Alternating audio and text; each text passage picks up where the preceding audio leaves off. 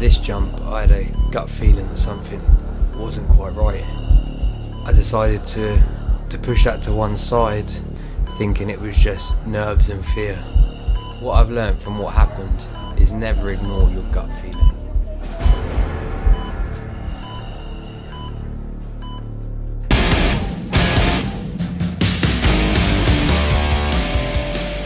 When I was 16, I joined the parachute regiment. I then spent the next 8 years serving in both Iraq and Afghanistan. The paras is where I got introduced to skydiving and found my passion for base.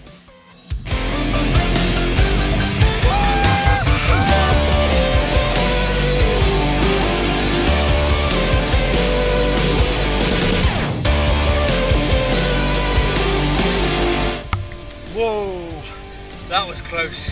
I started base jumping in 2009. I've travelled all around the world and met some of the most amazing people.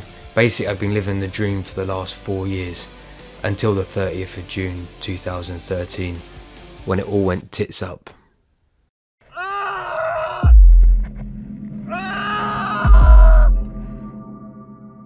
actually didn't hear about Jamie's accident. I heard, "Have you heard what's happened to Jamie?" And when you hear those words in our sport, you immediately think the worst. And you just make pictures in your head, don't you, of how severe it is. I just wanted him home.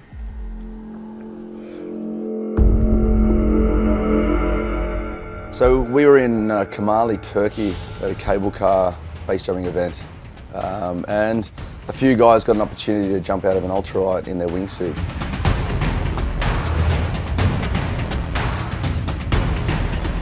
And we didn't get to see it live, but from all accounts, Jamie made a split-second wrong decision, and instead of landing on the pontoon or in the water, he decided to land on a nice, what he thought was a grassy field, and he pounded into some rocks that were underneath the grass, basically that he couldn't see, and crushing the right side of his body quite badly.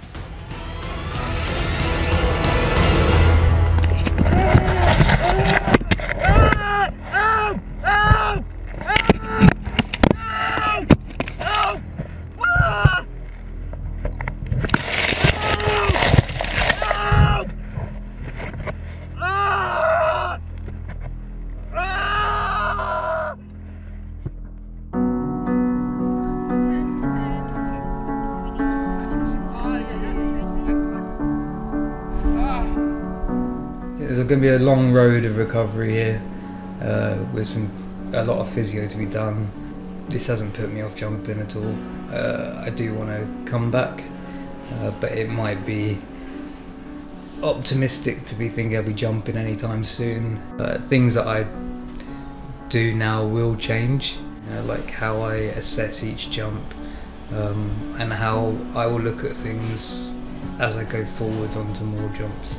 I'm just looking forward to getting back out there.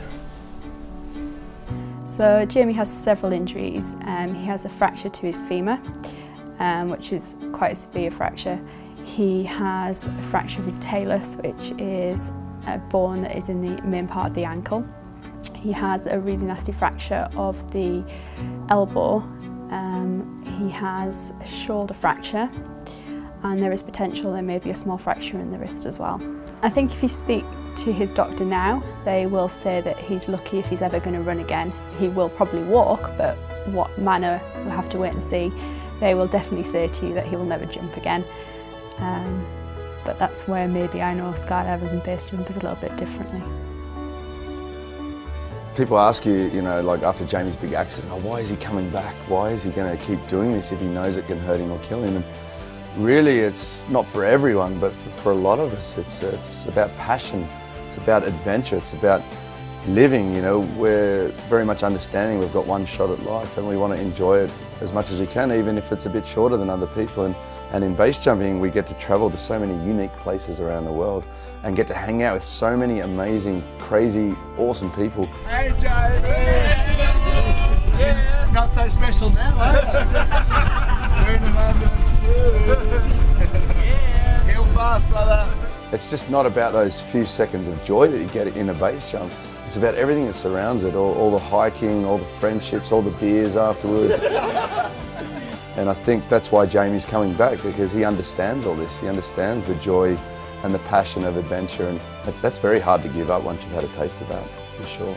I do want to be jumping again. It's more about the whole lifestyle, and I'm not ready to give that up yet.